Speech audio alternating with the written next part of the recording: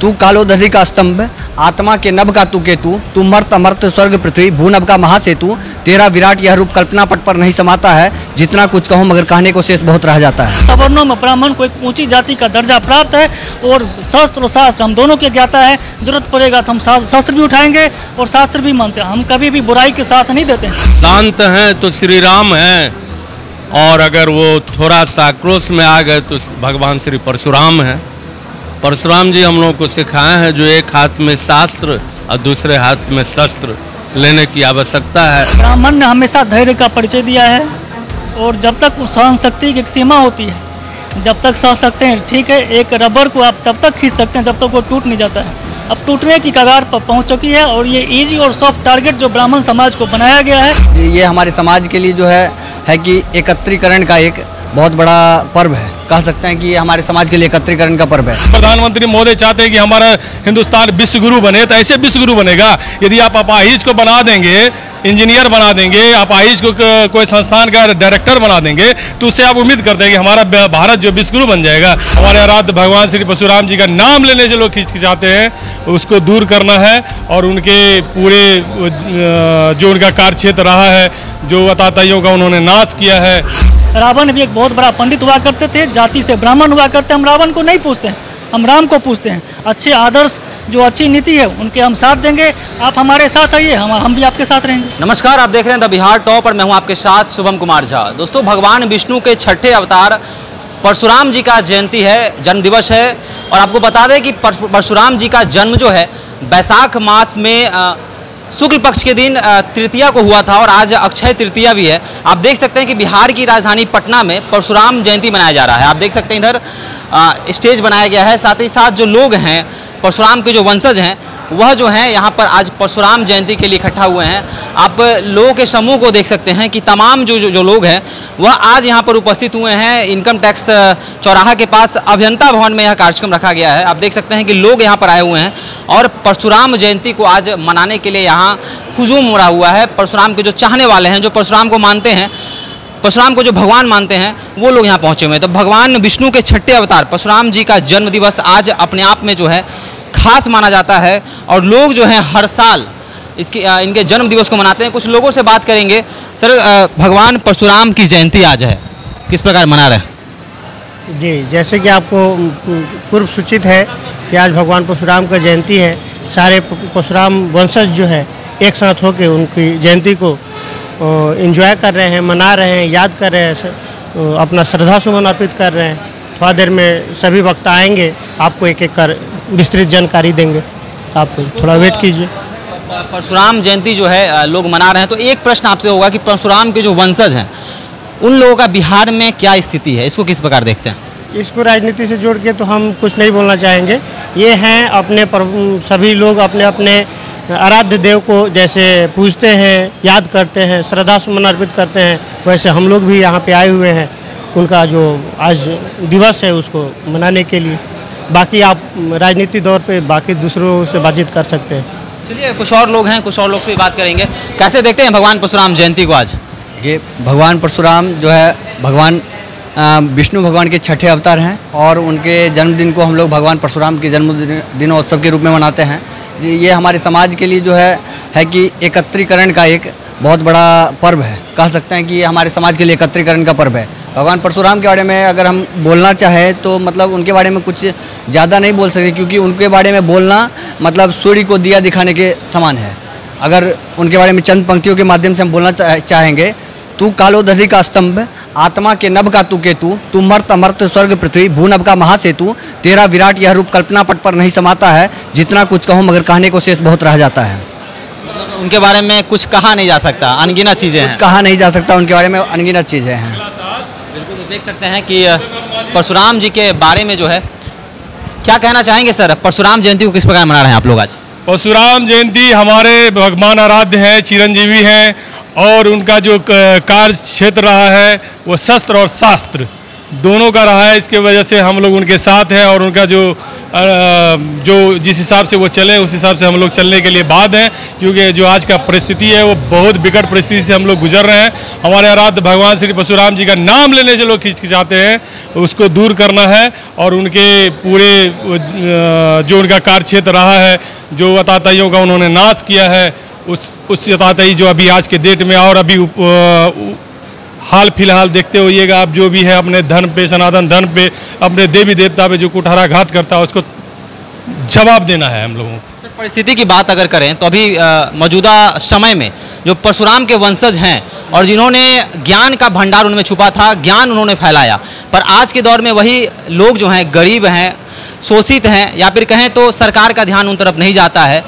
सवर्णों में भी गरीब हैं, परशुराम के वंशज भी जो है गरीब हैं, लेकिन आरक्षण की अगर बात करें तो उन लोगों को आरक्षण नहीं मिलता है।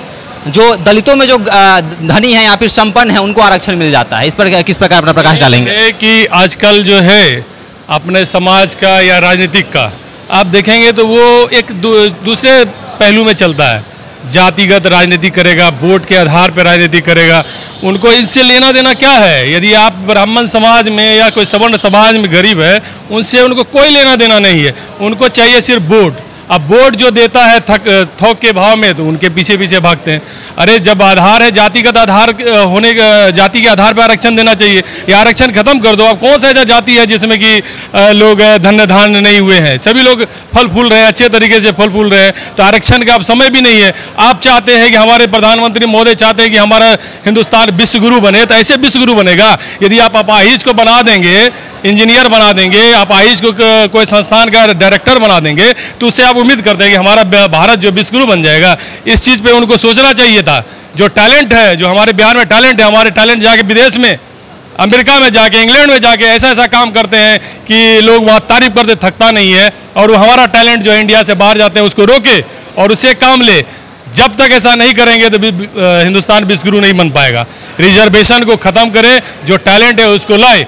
यदि आप चाहते हैं कि जो दबे कुचले हैं, पिछड़े हैं, उनके लिए आपको कुछ करना है तो आप वो काम करें जिससे कि उसका समानता बना रहे। आप उसको पढ़ाइए ना। जो ऐसा कमज़ोर बच्चा है उसको ऐसे संस्थान में दीजिए, उसको पढ़ा दीजिए, उसको काबिल बना दीजिए, तब फिर उसको अपने ढूंढ लेगा, अपना रास्ता ढूंढ लेगा। लेकिन ऐसा नहीं करेंगे क्योंकि वोट बैंक की राजनीतिक है। परशुराम के वंशजों में टैलेंट कूट कूट के भरा है, इतिहास गवाह है, ऐतिहासिक पृष्ठभूमि काफ़ी शानदार रही है और बुद्धि विवेक से भी कौशल हैं वो, लेकिन आज के मौजूदा समय में उनका हाल बेहाल है। क्या कहना चाहेंगे? आज हम लोग भगवान श्री परशुराम जयंती मनाने के लिए इस सभागार में इकट्ठा हुए हैं। हम जदयू के प्रदेश कोषाध्यक्ष युवा विंग से आते हैं। सोना झा नाम है मेरा। आप कुछ दिन पहले देखे होंगे कि ये सबसे पहले मेरा ही बयान आया था सवर्ण के आरक्षण के। हमने अपने समाज के जो समाज की अच्छाई के लिए जो काम हो सकता है उसके लिए हम लगातार कदम उठाते रहते हैं। दलगत नीति से ऊपर उठ करके समाज और सरकार से अपनी मांग को हम रखते हैं। अभी हमने बोला था कि जो आरक्षण है वो आर्थिक आधार पर होनी चाहिए, जातिगत आधार पर नहीं होना चाहिए। जिस किसी भी जात में आर्थिक गति से अगर पीछे चल रहे हैं उनको आरक्षण दिया जाए। मोदी सरकार ने एक लॉलीपॉप दिया था, 10% सवर्णों को आरक्षण दी जाएगी और सवर्णों को सारे उसमें सम्मिलित कर दिया गया है। इसमें जो ब्राह्मण एक निर्धन जाति से आते हैं, हमेशा आपने कभी किताब में पढ़ा होगा कि कभी अमीर ब्राह्मण नहीं होते हैं, गरीब ब्राह्मण होते हैं। और गरीब ब्राह्मण के बच्चे को सवर्ण आरक्षण 10% में लॉलीपॉप झुंझुना थमा दिया गया, ये नहीं चलेगा। एक अलग से आरक्षण व्यवस्था की जाए और जो भी आर्थिक रूप से कमज़ोर व्यक्ति है उनको 30% आरक्षण अलग से दिया जाए, ये हमारी मांग है। और दूसरी तरफ हम जब देखते हैं कि वोट बैंक की राजनीति जब देखते हैं, एक कुशवाहा समाज से 7% वोटर आता है पूरे बिहार में। उसके लिए कभी बीजेपी, कभी जदयू, कभी आपका उपेंद्र कुशवाहा जी और बहुत सारे दल लगे हुए हैं। हम भी 6.5% हैं, हमें क्यों नहीं प्रतिनिधित्व मिल रहा है? आज परशुराम जयंती के इस अवसर पे हम सरकार को कहना चाहेंगे, हम इकट्ठा हो रहे हैं, गोलबंद हो रहे हैं और हम अपने जाति समुदाय के साथ खड़े हैं और अपने जाति को लगातार बढ़ाने का काम करेंगे और हमारी मांग को पूरी करनी पड़ेगी। सवर्णों में ब्राह्मण को एक ऊंची जाति का दर्जा प्राप्त है और शस्त्र और शास्त्र हम दोनों के ज्ञाता है। जरूरत पड़ेगा तो हम शस्त्र भी उठाएंगे और शास्त्र भी मानते हैं। हम कभी भी बुराई के साथ नहीं देते हैं। रावण भी एक बहुत बड़ा पंडित हुआ करते थे, जाति से ब्राह्मण हुआ करते हैं। हम रावण को नहीं पूछते हैं, हम राम को पूछते हैं। अच्छे आदर्श, जो अच्छी नीति है उनके हम साथ देंगे। आप हमारे साथ आइए, हम भी आपके साथ रहेंगे। शस्त्र शास्त्र में पारंगत ब्राह्मणों के लिए आज के मौजूदा समय की बात की जाए तो किसी को भी टारगेट करना हो तो सबसे पहले लोग ब्राह्मणों को टारगेट कर देते हैं, कुछ भी उल जलूल बातें बोल देते हैं और चले जाते हैं, उन पर कार्रवाई नहीं होता है। पर वही बात दलितों के साथ हो तो कार्रवाई हो जाती है, लोग जेल तक पहुंच जाते हैं। इस पर क्या कहना चाहेंगे? देखिए, ब्राह्मण ने हमेशा धैर्य का परिचय दिया है और जब तक सहन शक्ति की एक सीमा होती है, जब तक सह सकते हैं ठीक है। एक रबर को आप तब तक खींच सकते हैं जब तक वो टूट नहीं जाता है। अब टूटने की कगार पर पहुंच चुकी है और ये इजी और सॉफ्ट टारगेट जो ब्राह्मण समाज को बनाया गया है, ब्राह्मण समाज बहुत अच्छे से जान चुकी है। जो सारे दल जो है हमारी बस वोट का इस्तेमाल करते हैं और हमारी जो मांग है, हमारी जो हम जो पीछे चल रहे हैं उसके लिए कोई भी ठोस कदम नहीं उठाई जा रही है। तो हम सब गोलबंद हो रहे हैं। आज इस बहुत सारे संगठन जो ब्राह्मण महासभा है या राहुल जी करवा रहे हैं, हम लोग करवा रहे हैं, तो हम लोग चाहते हैं सब एक मंच पे आए। बहुत जल्द आपको एक अनाउंसमेंट मिलेगी जो मिलर मैदान में हम बहुत बड़ा कार्यक्रम करेंगे ब्राह्मण का, और वहाँ से हम आगे रणनीति तय करेंगे।